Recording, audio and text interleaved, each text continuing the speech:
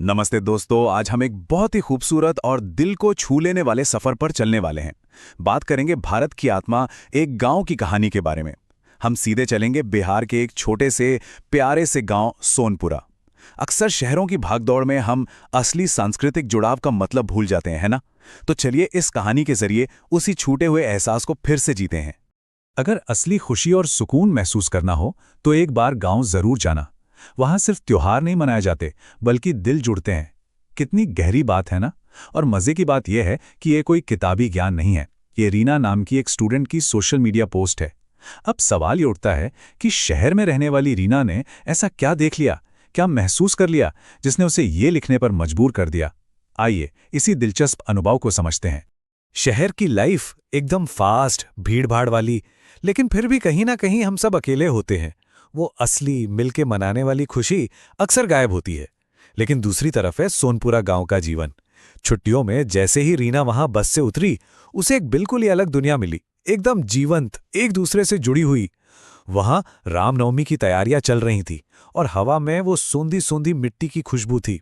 वो खुशबू जो कंक्रीट के शहरों में कभी नहीं मिलती। जरा इस माहौल को इमेजिन करके देखिए। सोनपुरा की वो अनुभूतियां, खेतों पे बिछी सुनहरी धूप की चादर, गोबर से लिपे हुए साफ सुथरे आंगन और सजावट वाले रंग बिरंगे फूल। फिर वो महक, गांव की मिट्टी की वो अपनी सी खुशबू जो सीधे पुरानी यादों में ले जाती है। और आवाजें, सुबह सुबह पूरे गांव में गूंजती मंदिर की घंटियां। ये सब मिलकर एक ऐसा जादुई माहौल बना रहे थे कि रीना को तुरंत समझ आ गया कि वो एक बिल्कुल शुद्ध और अलग ही दुनिया में आ गई है।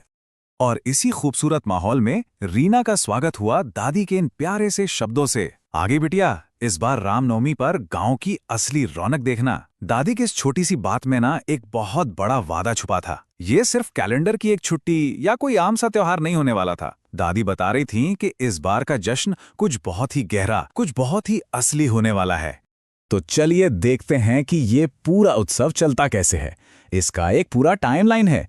सुबह की शुरुआत होती है मंदिर की घंटियों और तैयारियों की गहमा-गहमी से। फिर दोपहर को सब एक भव्य पंडाल में खूबसूरत झांकी देखने जुटते हैं। शाम होते होते पूरा का पूरा गांव भजनों में डूब जाता है। रात में गांव के बच्चे ही रामलीला करते हैं। और फिर अगले दिन एक बहुत बड़ा सामुदायिक भंडारा। सबसे कमाल की बात यह है कि इस पूरे समय में पूरा गांव एक साथ एक परिवार की तरह चलता है। कोई भी अलग थलग नहीं है। अब दोपहर वाले हिस्से की बात करते हैं। गांव के बिल्कुल बीचों बीच एक बहुत बड़ा पंडाल सजा था। वहां भगवान राम, सीता, लक्ष्मण और हनुमान जी की बेहद खूबसूरत झांकी थी। चारों तरफ रंग बिरंगी लाइट्स, ताजे फूल। इस भव्यता और लोगों के उत्साह को देखकर रीना की आंखें सच में चमक उठी। उसे लगा कि यार, शहरों में इतनी सच्ची, इतनी प्योर खुशी तो कभी देखने को मिलती ही नहीं है। और जब रीना ने अपनी यह हैरानी दोस्त पूजा से बांटी, तो पूजा ने जो जवाब दिया ना, वो सच में दिल को छू लेने वाला था। उसने कहा, क्योंकि यहां सब मिलके त्योहार मनाते हैं, अकेले नहीं। बस यही वो बात है जो शहरी अकेलेपन और गांव की जिंदगी के बीच का सबसे बड़ा फर्क है। खुशी इसलिए असली लगती है क्योंकि वो सबके साथ बांटी जा रही है।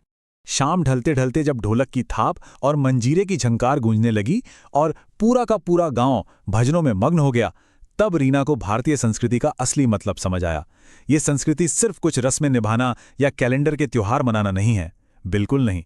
ये तो लोगों के दिलों का वो गहरा, सच्चा जुड़ाव है जो हर किसी को एक धागे में पिरो देता है।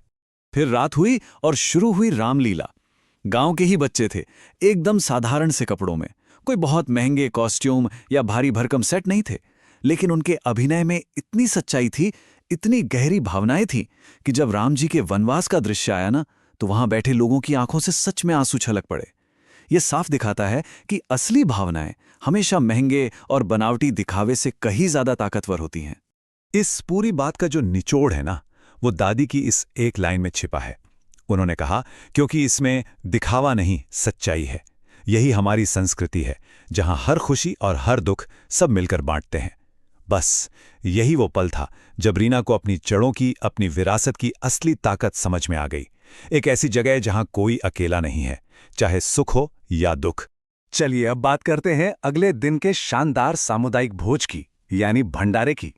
बड़े बड़े बर्तनों में सबके लिए खिचड़ी, सब्जी और हलवा बन रहा था। और सबसे अच्छी बात, हर कोई अपनी मर्जी से सेवा में लगा था। कोई खाना बना रहा था, कोई परोस रहा था, कोई सफाई कर रहा था। और जो सबसे खूबसूरत चीज वहां दिखी, गांव के अमीर और गरीब सब बिल्कुल एक ही लाइन में बैठकर खाना खा रहे थे। जीरो भेदभाव, कोई सामाजिक दीवार नहीं। समानता का इससे बेहतरीन उदाहरण और क्या हो सकता है? इस अद्भुत भंडारे को देखकर ही रीना के मन में वो विचार कौन था, यही तो असली इंडिया है। पूरा का पूरा गांव एक बहुत बड़े अविभाजित परिवार की तरह काम कर रहा था। यहाँ संस्कृति कोई स्कूल की किताब का चैप्टर नहीं था, बल्कि एक जीता जागता सांस लेता हुआ अनुभव था। फिर वो वक्त भी आया जब छुट्टियां खत्म हुईं। रीना वापस शहर जाने के लिए बस में बैठी। तब दादी ने मुस्कुराते हुए उसे ये आखिरी बात कही, यही तो चाहती हूँ बिटिया, कि तुम अपनी जड़ों को कभी मत भूलना।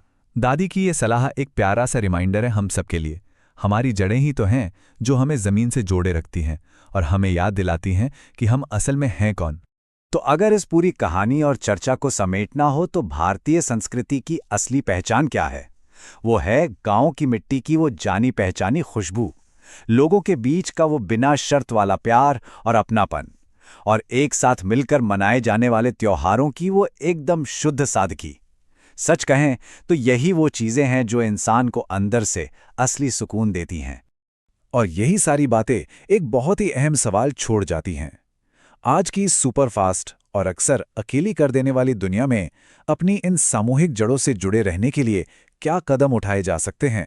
ये एक ऐसा सवाल है जिस पर हम सबको जरूर सोचना चाहिए।